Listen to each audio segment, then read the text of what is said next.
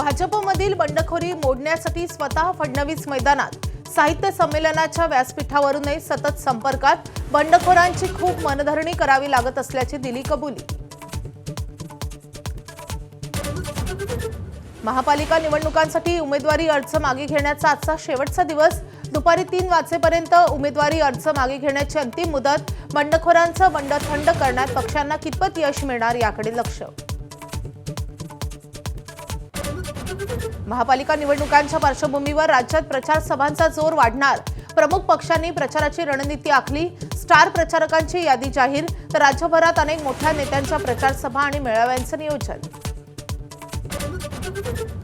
ठाकरे सेनेच्या आणि मनसेच्या उमेदवारांना आज मार्गदर्शन। आदित्य अमित ठाकरे दुपारी 2 वाजता शिवसेना भवनात देणार कानमंत्र।